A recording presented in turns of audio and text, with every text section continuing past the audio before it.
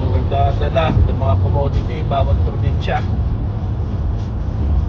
Napakalaking role na mga yan sa economy ng Canada.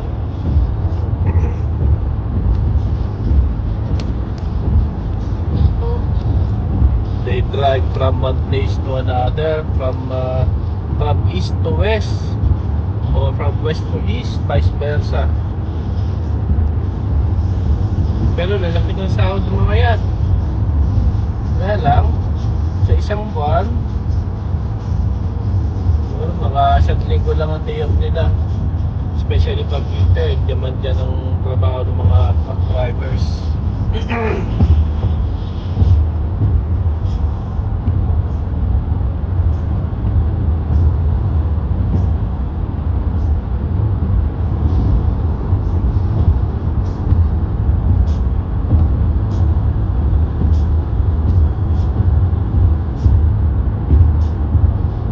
Sila ka in demand dito.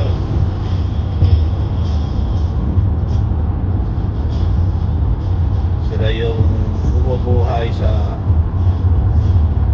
isa sa mga bumubuhay ng economy ng Canada. So they're the one who delivers the commodities aside from trade. Yung mga truck driver.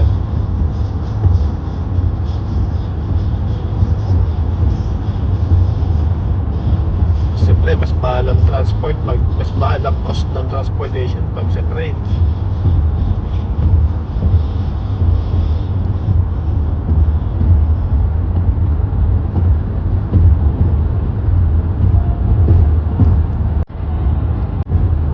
Hindi gaya pagka yun yung mga truck driver. Kung paano mas less ang cost ng kanila transport.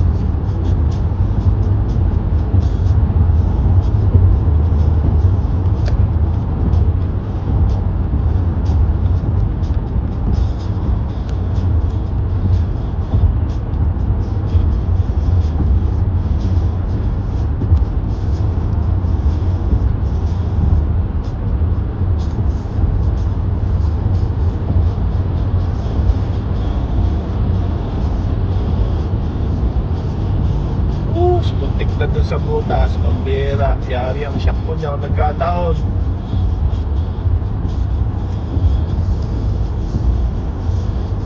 Bakit pa naman? Sabi na lang.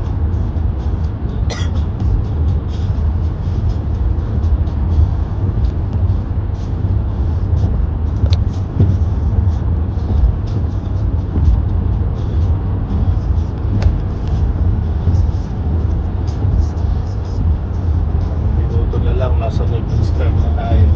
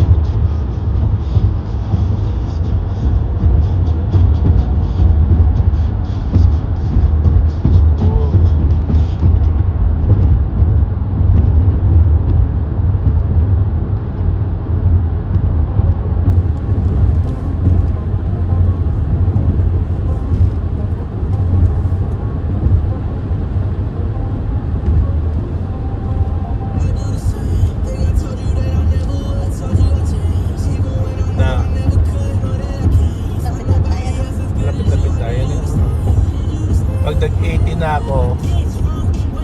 Yan, ibig sabihin, dito tayo.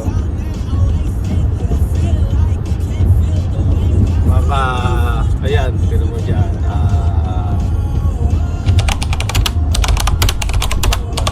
1 kilometer.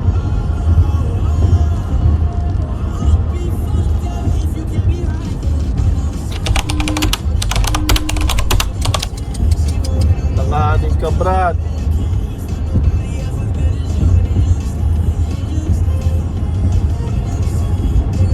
Langanin yun eh, tawid niya. Kung pipili sa mga sasakyan dito, 110 pa rito eh. Pinilit niya eh.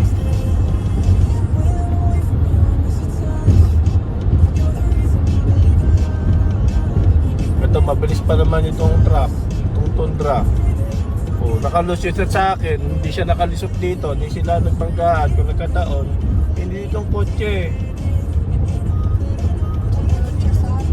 Kaya nga, kapilputan ko eh.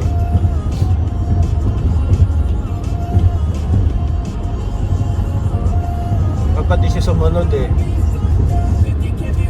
110 pa ako nun eh.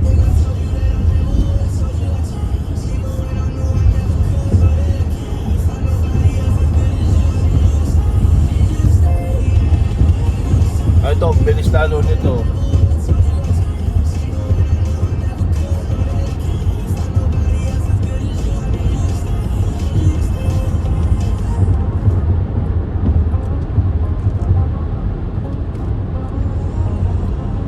Parang babae yung driver eh. Kaya